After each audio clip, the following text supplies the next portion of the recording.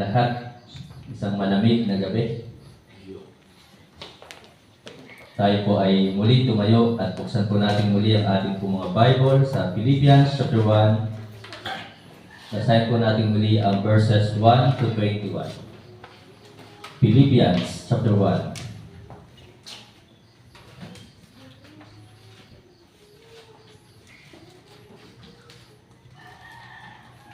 Nakita na po ba sa malakas at masaya? Amen? Amen. Sa alitang pagbasa, ako po sa verse 1, kayo po sa verse 2. Sabay-sabay po tayo sa verse 21. Verse 1. Paul and Timotheus, the servants of Jesus Christ, to all the saints in Christ Jesus, which are at Philippi, with the bishops and deacons, to kayo po. Grace be unto you, and peace from God our Father, and from our Lord Jesus Christ. I thank my God upon every remembrance of you. Verse 4. Always in every prayer of mine, for you all make request to God. For your fellowship in the gospel from the first day until now. Verse 6. Being confident of this very thing, that the dealings of God who work in you will perform it until the day of Jesus Christ. Even as it is meet for me to think this of you all, because I have you in my heart, for inasmuch as both in my bonds and in the defense and confirmations of the gospel, ye all are partakers of my grace. 8. For God is my reward, how greatly I long after you all in the bowels of Jesus Christ. In this I pray, that your love may abound yet more and more in knowledge and in all judgment. Verse 10. That ye may approve things that are excellent, that ye may be sincere and health of the day of Christ. Being filled with the fruits of righteousness, which are by Jesus Christ, unto the glory and praise of God. Verse 12. But I would you should understand, brethren, that the things which happen unto me are for my furtherance of the gospel. So that my bonds in Christ are manifest in all the palace and in all other places. Verse 14. And many of the brethren in the Lord, waxing confident by my bonds, are much more bold to speak the word without fear. Some indeed preach Christ, even of envy and strife, and some also of goodwill. Verse 16. For one preach Christ of contention, and sincerely, supposing to have affliction by my bonds. But the other of love, knowing that I am set for the defense of the gospel. Verse 18. What then, understanding and the way, the remembrance of the truth, Christ is rich, and therein will rejoice, yea, and I will rejoice. For I know that this shall turn to my salvation through your prayer and the supply of the Spirit of Jesus Christ. Verse 20. According to my earnest expectation, my hope, not with leadership, but that with boldness, always, as almost to Christ, that I may whether it be with my life or my death. Verse 21 altogether ready read. For to me to live is Christ, and to die is gain. Purihin po ang Diyos sa pagkabasa ng kanyang banal na salita. Tayo po lahat ay umupo, pumiki, tayo po ay manalangin. Dakilang Diyos na makapangyarihan sa lahat. Kami po ay muli nagpupurit, nagpapasalamat sapagkat Ikaw ang aming Diyos na hindi nagbabago, tapat kailan paman. Sa kabila ng aming mga pagkukulang, mga kasalanan na nagagawa laban sa iyo, nandyan ka pa rin at tumutulong at kami ay ginagabayan at iniingatan. At kami po ay inyo pong palaging pinatatawad sa aming pong mga kasalanan. Salamat na Ikaw ang aming Diyos na mawain at mapagmahal. Patawad po kami muli sa aming mga pagkukulang, mga kasalanan na nagagawa laban sa iyo. Banal Espiritu, patawarin mo po kami. Pakalinisin mo po, Ama, ang aming pupuso at isipan. Ihanda mo po ito sa pakikinig ng inyong pong banal na salita. Nawa po, Panginoon, sawayin mo po ang anumang gawa ng kaaway sa gabing ito upang hindi po mahadlangan ang pangangaral ng inyong pong banal na salita. Dalangin ko po, aming Diyos, itago mo po akong muli sa inyong pong likuran. Nawa ikaw siya makita, maluwalhati at maparangalan Patuloy mo po ang dinggin ang mga panalangin ng bawat kapatiran. Salamat po na sila kahit meron pong kaunting ulan, medyo masama ang panahon, sila po ay nandito upang makisa sa inyong pong gawain. Nawa po Panginoon ay patuloy mo po silang samahan at gabayan, dinggin ang kanilang mga panalangin, na kanilang mga kalsabuhay, makasama po dito sa pagsampa. At dalangin ko po, Banal na Espiritu, pakapuspusin mo po kami. At nawa po Panginoon, kayo po siya laging manguna sa lahat ng aming gagawin. Gabayan mo po kami sa bawat desisyon na aming pong gagawin. Umaasa po kami na nananampalataya na lahat ng aming pong ginagawang ito ay hindi mo po kalilimutan, na lahat ng aming ginagawang ito ay meron pong kabuluhan sa iyo at meron pong kapalit na gantimpala. Salamat po at pagpalain mo po ang bayan ng Mataas na Kahoy. Ito po yung aking samot dalangin, hinihingi na may pasasalamat. Sa pangalan po ng aming Panginoon Jesus. Amen. Pwede na bumabo. So isang mapagpalang gabi po sa ating lahat. Ako po ay nagpupurit, nagpapasalamat sa Panginoon sapagkat nandun po palagi ang kanyang pag-iingat sa atin.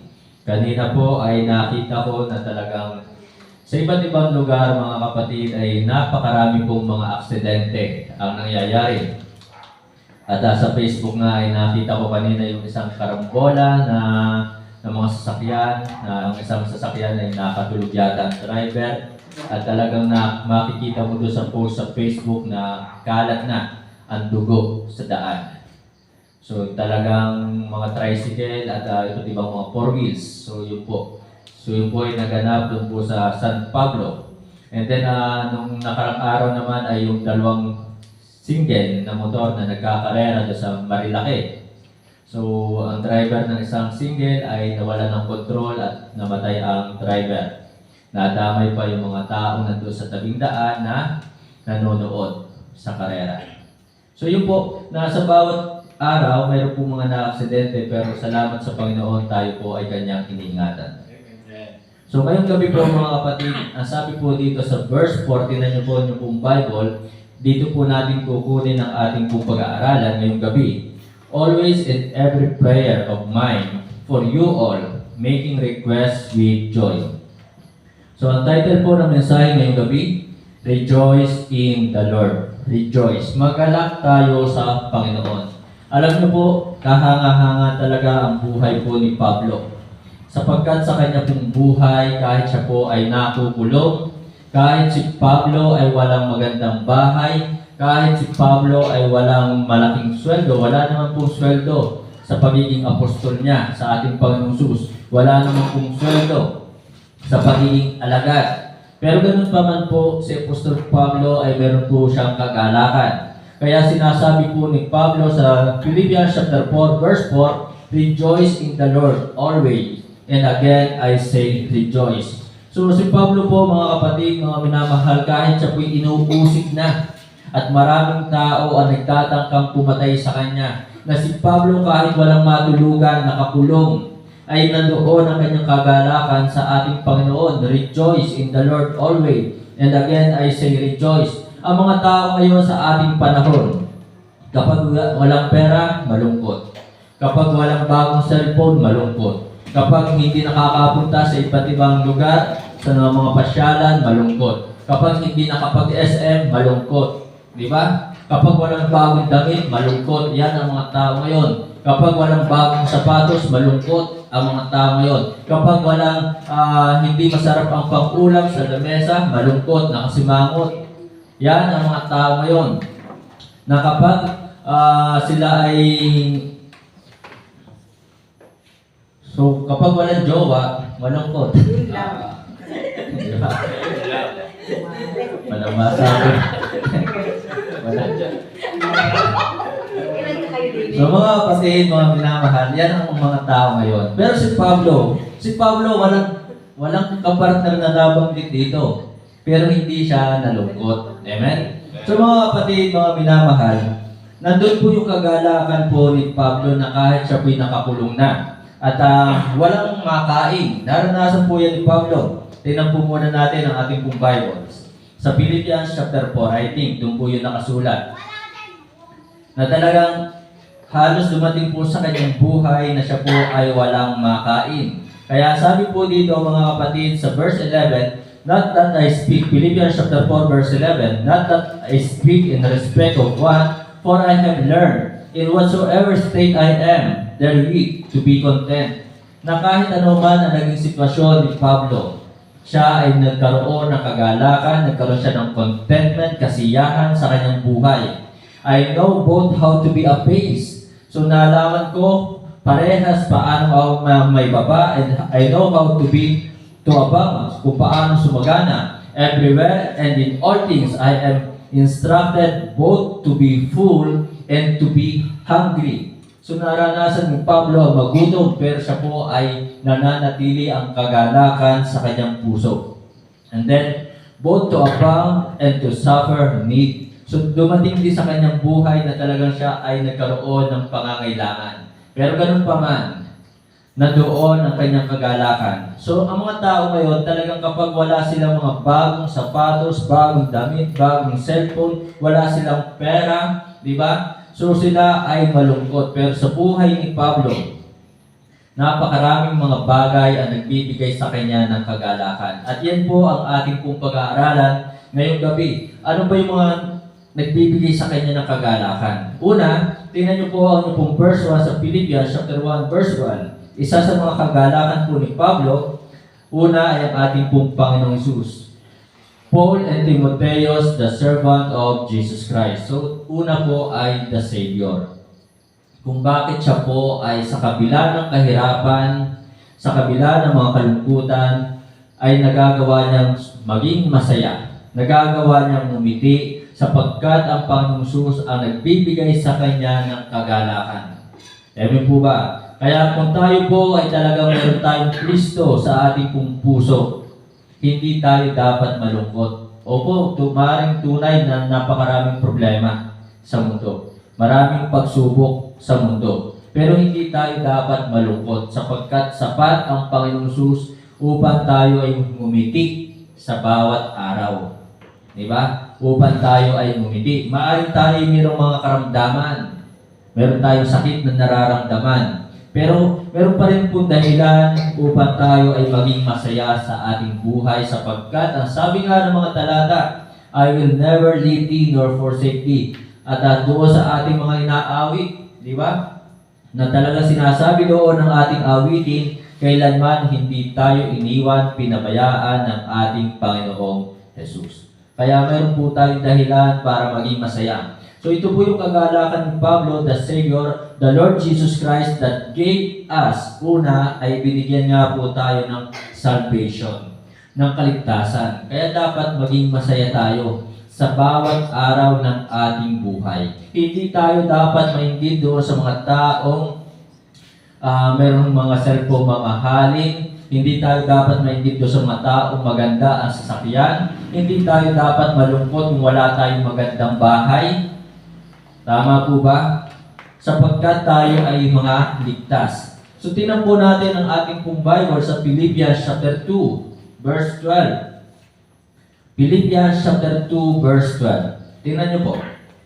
Ang sabi po dito sa verse 12, wherefore, my beloved, as ye have always obeyed, not as in my presence only, but now much more in my absence, work out your own salvation with fear and trembling. Hindi po ibig sabihin ito na pagtrabahuhan mo yung kaligtasan mo para ikaw ay maligtas, no?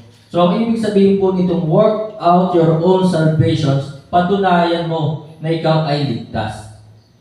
Patunayan mong ikaw ay ligtas. Amen?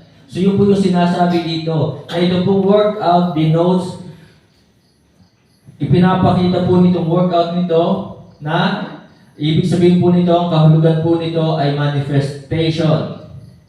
Patunayan na talagang ikaw ay ligtas. Kaya talaga sinasabi ni Pablo doon sa mga taga-Corinto, therefore if any man be in Christ, he is a new creature, all things are passed away, behold, all things are become new. So ang tunay na ligtas, kahit may mga pagsubok, kahit may mga problema, ay nagagawang ngumiti, nagagawang lumikaya dahil kasama ang Panginoong Jesus. So, nagiging masaya ang tunay na ligtas doon pa lamang sa mga pangako ng Diyos ng ating Panginoong Hesus. So, doon po tayo maging masaya, hindi doon sa pangako ng tao. Amen? So, ang pangako ng tao, kapag talagang inasahan yan, ay nako, magbibigay lang yan ng depression. Pero ang titingnan natin ay yung pangako ng ating Panginoong Hesus. So, yun po, na dapat tayo maging masaya sapagkat tayo ay ligtas. So, ang mga bahay, sasakyan, pera, karir, maaaring yan ay sa ibang tao ay nakakapagbigay ng kaligayahan, pero pansamantala lamang ang lahat ng iyan. Ang bahay, pansamantala, pera, pansamantala, nasunog nga eh. Diba? So, mga sasakyan, maraming mga bahay, sasakyan, ang lububog din sa baha. So, kaya mga kapatid, ang ating kagalakan ay una sa lahat ay ang ating Panginoong Hesus, na tayo ay binigyan ng kaligtasan. Na hindi man tayo karapat-dapat na iligtas, pero pinili ng Diyos ni Kristo na tayo ay bigyan ng kaligtasan. At salamat ang kaligtasan ay sa pamamagitan lamang ng pananampalataya, hindi sa gawa, hindi sa relihiyon, hindi sa pagsunod sa kautusan. Hindi natin itinuturo na hindi huwag sumunod. Kailangan nating sumunod. Pero hindi para maligtas, kundi dahil tayo ay ligtas. Amen? So yun po yung kagalakan ni Pablo. Unang kagalakan, unang dahilan bakit siya masaya ay dahil na ating Panginoong Hesus na nagbigay sa atin ng kaligtasan. And then Philippians chapter 4 verse 13, I can do all things through Christ which strengtheneth me. So ito yung kagalakan ni Pablo sapagkat ang Panginoong Hesus ay binibigyan siya ng lakas. Diba? So, kung alam niyo ang kwento ni Apostol Pablo, na si Apostol Pablo ay kinagat na ng ulubong, pero hindi siya namatay at ipinagpaglamang niya ang ulubong ay itong makamandag na ahas sa apoy. So, yun po, na talagang ang Panginoong Hesus ay nagbibigay ng lakas. Na si Pablo ay talagang, ito, sinulat niya ni Apostol Pablo itong Philippians na ito during the time na siya po ay nakakulong doon sa Roma. Between AD 60 and AD 64. Ito po nung masulat ni Apostol Pablo. So siya po ay nakakulong, pero sinasabi niya, rejoice in the Lord always. And again, I say rejoice. Nakakulong na siya, pero siya po ay masaya. Sapagkat ang kagalakan ni Pablo ay hindi sa magandang bahay, hindi sa pera, hindi sa pagkain. Diba? Hindi sa ganda ng higaan. Ang ibang tao, para kapag walang magandang higaan, hindi makatulog. Ayaw matulog. Kapag walang magandang kumot, ayaw matulog. Walang magandang unan, ay talagang ayaw matulog.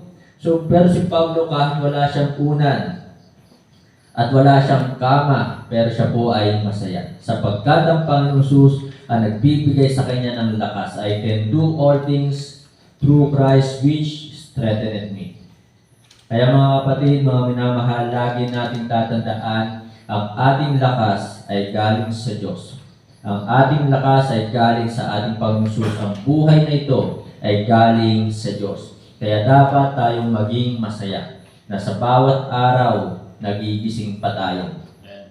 So yun po ang dapat nating maging kagalakan, na tayo sa bawat araw, yan po, na talagang ang buhay ay hindi natin alam. So, meron po kaming pinag-pray nito nakaraang last week. Pero kanina, nabalitaan ko, patay na.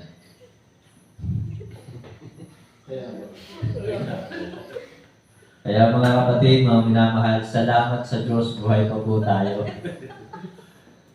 Diba? Sa bawat araw, ay dami pong namamatay. Kaya, 78 years old po yun. Ay humingi ng prayer. Kaya mga kapatid, mga minamahal, pagpasalamat natin sa Diyos, tayo ay buhay pa. So yun po mga kapatid, na talagang ito po yung kagalakan ni Pablo, na kanyang lakas ay tunay na galing sa Panginoon.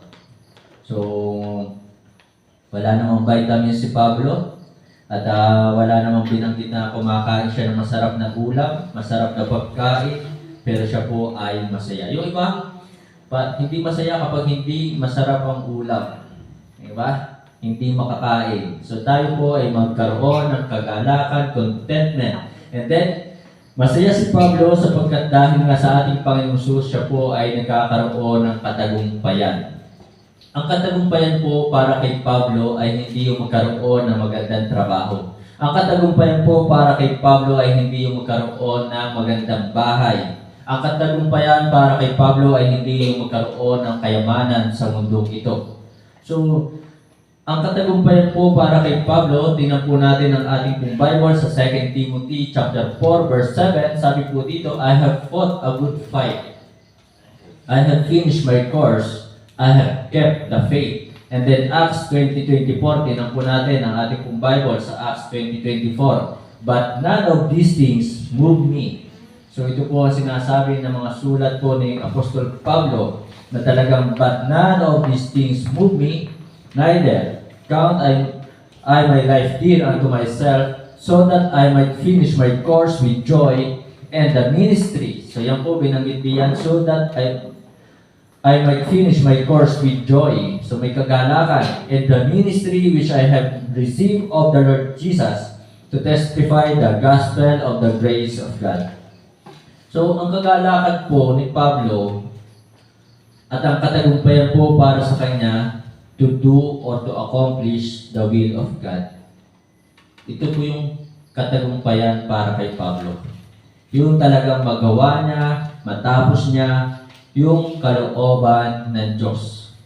Kaya talaga sinasabi po dito, but none of these things move me, neither count I my life dear unto myself. So hindi niya inaring mahalaga ang kanyang sarili upang matapos lamang niya ang kanyang takbuhin na mayroong kagalakan.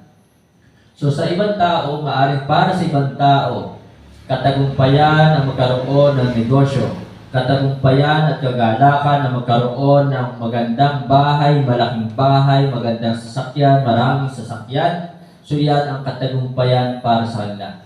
Pero sa buhay ni Pablo, ang katagumpayan sa kanya ay masunod lamang matapos yung kalooban ng Diyos. So ito po ang sinasabi ni Pablo na tagumpay. Kaya sinabi ng 1 Corinthians 15:57, but thanks be to God which giveth us the victory through our Lord Jesus Christ.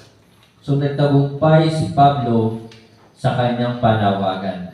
Nasunod at natapos ni Pablo ang takbuhin na ibinigay sa kanya ng ating Panginoong Jesus. So ito po mga kapatid, ang unang kagalakan at ang isang dahilan sa kagalakan ni Pablo ay ang ating tagapagligtas. Kaya mga kapatid, kung tunay na ikaw ay mayroong Kristo, tinanggap mo ang Panginoon Jesus bilang iyong Panginoon at tagapagligtas, hindi ka dapat malungkot sa mga hamon ng buhay, sa mga pagsubok, problema, sa mga karamdaman na mayroon sa mundong ito. Pangalawa, na nagbibigay kay Pablo ng kagalakan, tingnan po natin ang Philippians chapter 1, verse 18. So ang kagalakan po ni Pablo, sabi po ng Philippians chapter 1, verse 18, sabi po dito, what then, notwithstanding every way, whether in pretense or in truth, Christ is preached, and I therein do rejoice, yea, and will rejoice. Ang kagalakan po ni Pablo, mga kapatid, mga minamahal, the sermon about the Savior. Yung talagang may pangaral, si Kristo. Yung naririnig niyang ipinapangaral ang Panginoong Jesus bilang Panginoon at tagapagligtas. Kaya kung ikaw ay tunay na ligtas, tunay na tumanggap kay Kristo, dapat makita sa iyo, sa atin, na tayo mayroong kagalakang makinig ng salita ng Diyos. Mayroon tayong kagalakang ibahagi si Kristo. Eh, saan masaya mong mga tao ngayon? Black Blast. Yes. Naka 47,000 ako. Diba? So doon sila masaya kapag sila talagang meron silang mga malaking score. So, pero si Pablo, mga kapatid, mga minamahal, ang kanyang kagalakan, ay mayroong nangangaral, ipinapangaral na ang Panginoong Jesus ay tunay na Diyos, Panginoong tagapagligtas, at kagalakan ni Pablo na talagang ibahagi si Kristo. Na si Kristo ay Panginoong tagapagligtas. Na si Kristo ay nagbabago ng buhay. Na dahil kay Kristo, ang mga tao ay natubos sa lahat ng mga kasalanan dahil sa ating Panginoong Hesus kung bakit mayroon tayong buhay at buhay na walang hanggan. So yun po ang kagalakan. Malinaw po sinabi dito, what then that withstanding every way, whether in pretense or in truth, Christ is preached, and I therein do rejoice, and will rejoice. So mga kapatid, mga minamahal, sana every time na tayo pupunta dito sa bahay-sambahan, masaya. Masayang makapakinig ng salita ng Diyos. At hindi lamang masayang makapakinig, kundi dapat masayang sinusunod ang salita ng Diyos. Masayang ibinabahagi ang salita ng Diyos kung tayo ay mga tunay na ligtas. Kaya nga sa buhay ni King David, sa Psalms chapter 40 verse 8, I delight to do thy will, O my God. Yet, thy law is within my heart. Kaya kung tayo po ay susunod sa mga utos ng Diyos, huwag tayong magre-reklamo. Amen? Ang nagre-reklamo lamang ay yung hindi mga ligtas. Kaya mga kapatid, mga minamahal, ito po ay pribilehiyo, isang pribilehiyo ang sumunod sa mga utos ng Diyos. So ito po, so Jesus Christ, mga kapatid, mga minamahal, doesn't need funds. Hindi po kailangan ng Panginoong Hesus ng mga tagahanga who will clap their hands. Diba? Yung mga tao sa mundo ito, ang kanilang kagalakan sumikat. Ang mga tao sa mundo ito, kagalakan nila na sila ay mapalakpakan. Every time na sila ay nagpe-perform sa isang stage o sa isang tanghalan. Pero ang ating Panginoong Hesus, although siya ay pinapangaral, hindi niya kailangan ng mga tagahanga. Pero dapat natin siyang hangaan. Okay? Dapat natin siyang hangaan. Sapagkat dakila ang kanyang pag-ibig, dakila ang kanyang katapatan, dakila ang kanyang ginawa. Jesus Christ doesn't need fake friends. Hindi niya kailangan ng mga kaibigang hindi totoo. Marami pa naman sa mga kaibigan ngayon talagang plastic. Mga oroka na mga kaibigan ngayon. Diba? Kasama mo lang sila sa oras ng kasiyahan. Pero sa oras ng mga kalungkutan, kagipitan, hindi mo na sila maasahan pa. Katulad lamang sa inuman. Oo, sa inuman, magkakasama yan. Pero kapag na-hospital, diba? Sariling gastos mo na. At hindi na may babalik pa yung dating lakas mo. Kaya talagang marami sa mga kaibigan ngayon ay hindi totoo. Jesus Christ doesn't need fearful followers. Yung mga natatakot na tagasunod. The Lord Jesus Christ needs a faithful follower. Ito ang kailangan ng Panginoong Hesus, yung tapat na tagasunod sa Kanya. Hindi kailangan ng fans. So, the Lord Jesus Christ needs a fearless follower. Katulad ni Pablo, na si Pablo dito sa ating mga talata na ating binasa, nakakulong na siya, meron na siyang talikala, pero meron pa rin katapangan na ipinapangaral niya ang ating Panginoong Jesus. Hindi siya kailanman natakot. Kaya verse 14, sabi ng Philippians chapter 1, verse 14, and many of the brethren in the Lord, waxing confident by my bonds, are much more bold to speak the word without fear.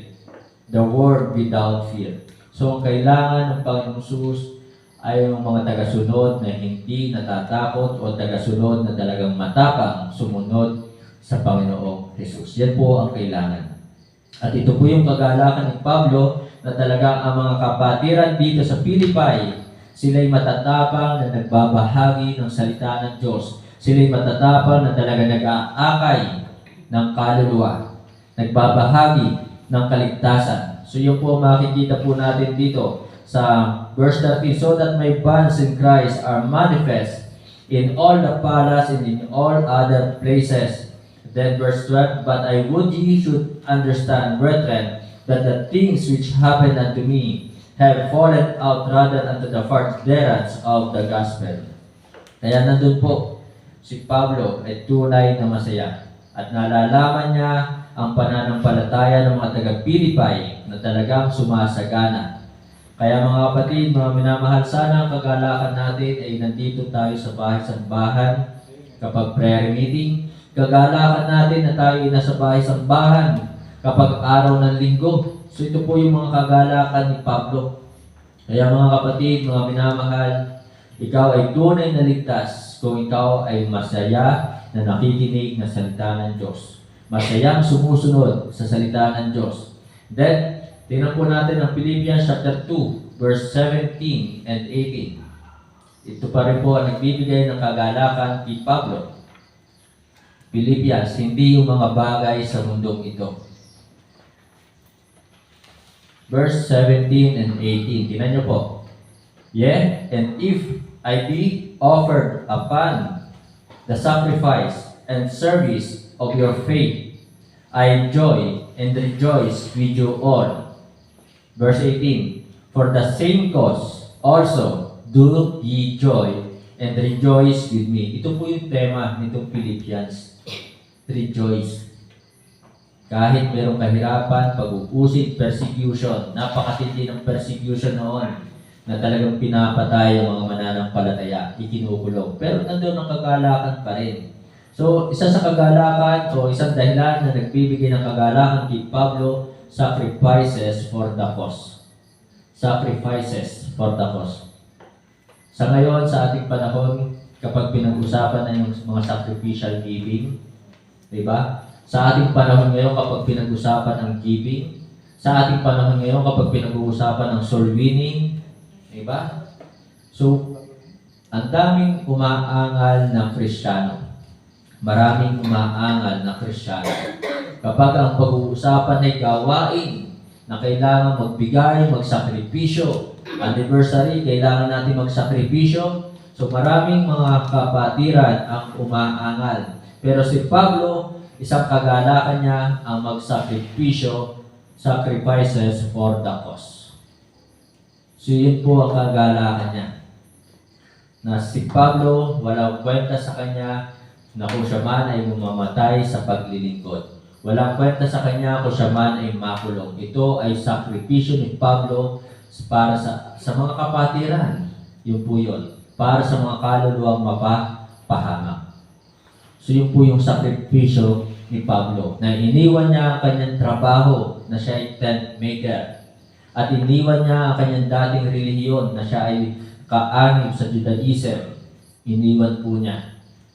Pero sapagkat ang kanyang kagalakan ay magsakripisyo alang-alang sa ating Panginoong Jesus. Sacrifice. Sacrifices for the cause. Kaya nakakalungkot, marami sa mga Kristiyano ngayon, ayan na naman si Pastor. Diba? Alam nyo, dito po ay kakunti pa yung ating giving. Pero doon po sa ibang mga churches, talagang mayroon po silang mga first fruit. Diba? Kapag sinabing first fruit, mga kapatid, mga minamahal, yung kung magkano yung isang buwang sweldo mo, yun yung ibibigay mo para sa Panginoon, sa gawain ng Panginoon. So yun po yung mga sacrificial giving. So sa ibang dami talaga, at meron pa nga mga tribute offering, and then meron pa sila mga building project. So napakarami. Pero ganun pa man, marami din naman po mga kapatiran masayang nagbibigay para sa gawain.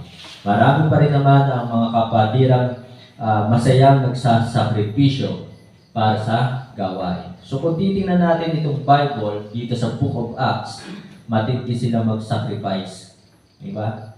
Yung kanilang mga lupa, ibinebenta para sa gawain ng Panginoon. So yun po yung mga sacrifices. So kagalakan po ni Pablo na isakripisyo ang kanyang buhay. Kaya sabi niya sa 2 Timothy chapter 4 verse 6. Sabi po na 2 Timothy chapter 4 verse 6, for I am now ready to be offered and the time of my departure is at hand. Ay ngayon, ilang oras pa lang sa bahay-sambahan, naiinit na, nagre-reklamo na. Ang tagal naman ng preaching ni Pastor, gutom na ako, may lakad pa ako. Diba? So mag-sacrifice po. Kung para sa atin ay sakripisyo na yung maghapon, mag-sakripisyo tayo na maghapon umattend. Di ba? Kasi talaga ang pangangaral dito ni Pablo, nung siya po ay nangaral, doon sa Book of Acts, ay inabot ng hanggang hating gabi. At mayroon pa nga nahulog dahil nakatulog. Di ba? Ay ngayon, wala pang 1 oras, wala pang 30 minutes, naantok na sa preaching Di ba?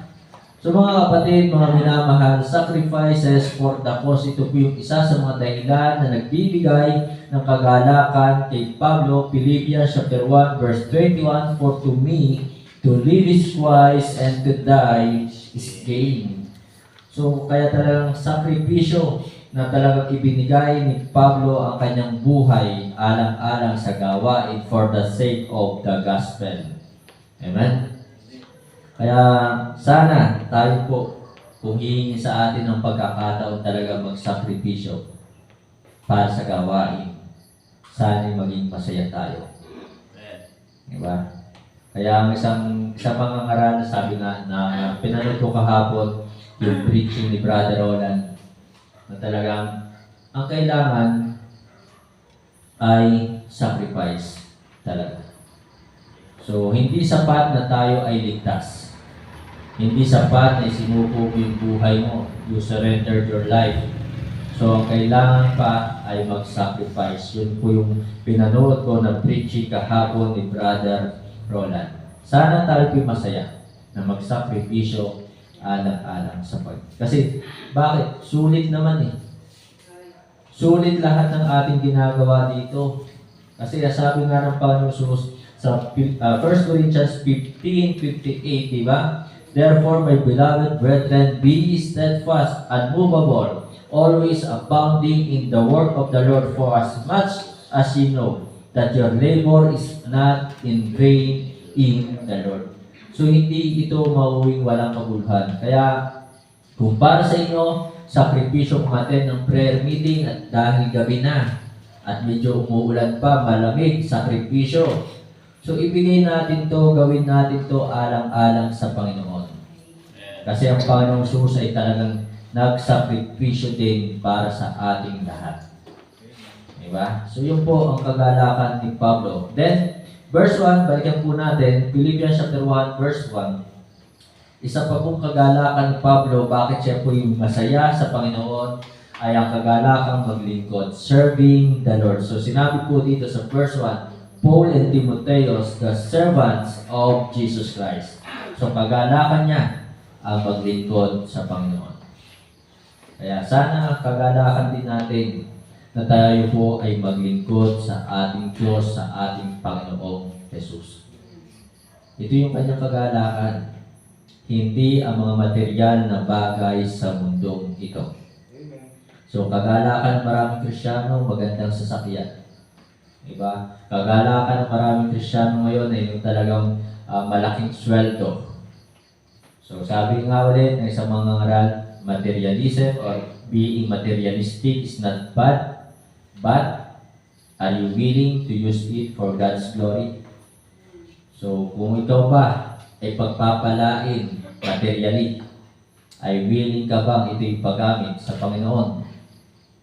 So walang masama na pagpalain tayo materially, pero sana ang mga material blessings na ito maging pagpapala sa gawain ng Panginoon, maging kagamit-gamit.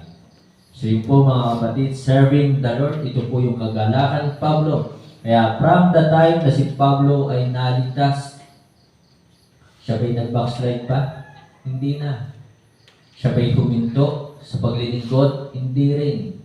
Kahit siya'y nakukulong, kahit dumanas siya ng matinding kahirapan. So hindi siya tumigil sa paglilingkod sapagkat ito ang nagbibigay sa kanya ng kagalakan, ng rejoicing, serving the Lord. So last mga kapatid, balikan po natin ang Philippians chapter 1 verse 4. Always in every prayer of mine for you all, making requests with joy. Diba? Talagang lagi nandyan yung joy. Rejoice. So, kagalakan po ni Pablo, isa sa kagalakan niya yung mag-pray supplications for the saints. Supplication, in other words, prayer. So, yun yung po. Kaya sana kayo po'y masaya na ipinagpe-pray ninyo ang mga kapatiran. Ay, si kapatid nito, kakatamad yata pag-pray. Diba? So, hindi po, dapat maging masaya tayong ipag-pray ang bawat isa. Yan po si Pablo. Pinakita sa atin, sa malinaw sinabi dito, always in every prayer of mine, for you all, para sa inyong lahat. Kaya tayo po mga kapatid, mga minamahal, ay talagang ipag-pray natin ang bawat isa, hindi yung sarili na lang lagi natin. Hindi yung laging material blessings na lamang ang ating pinagpe-pray. So sabi nga dito, for you all, making requests with joy. Kaya dapat kapag prayer meeting, masaya kayo. Masaya tayo. Di ba? So, nakakalungkot lang talaga. Means, marami sa mga Kristiyano ngayon, kagalakan nila ang mga material na bagay sa mundong ito. Kagalakan ng maraming Kristiyano ngayon, makapunta sa mga Boracay, walang masama. Makapamasyal naman paminsan-minsan.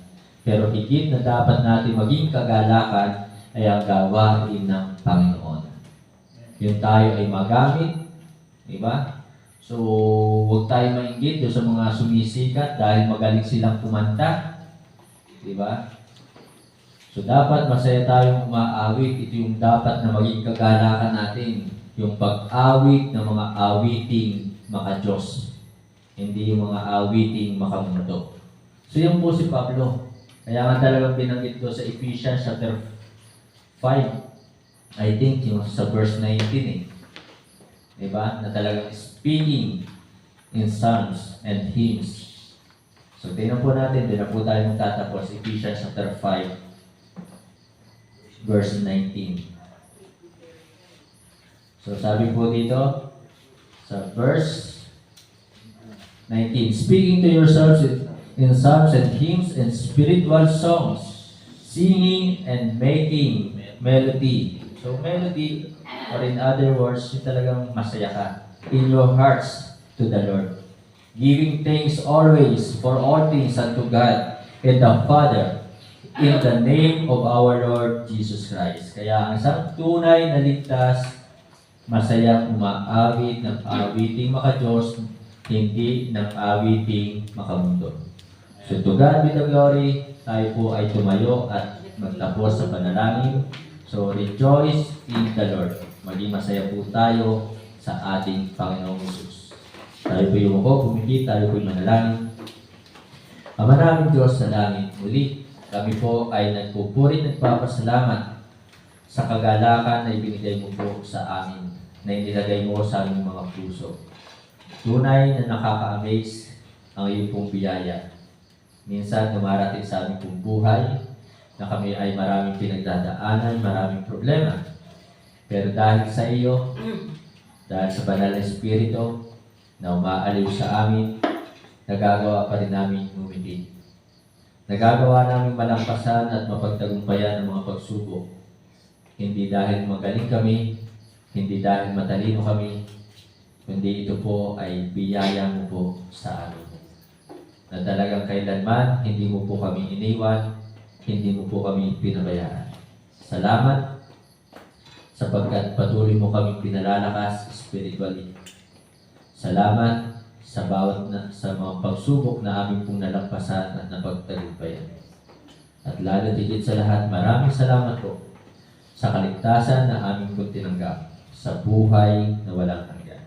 Pagpalain mo po, Ama, ang buhay ng mga kapatiran at nawa po, Panginoon, ilagay mo po sa puso ng mga kapatiran po dito sa mataas na kahoy na maging kagalakan po nila na maglingkod sa iyo, maging kagalakan po nila ang umattend ng prayer meeting, umattend ng pagsamba na maghapon.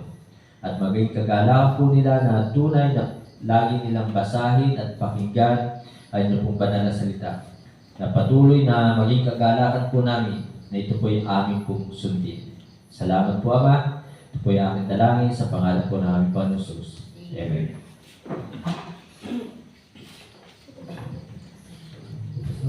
Pili po tayo po sa iyo. Tayo po ay daraw ngayon sa mga kung saan ay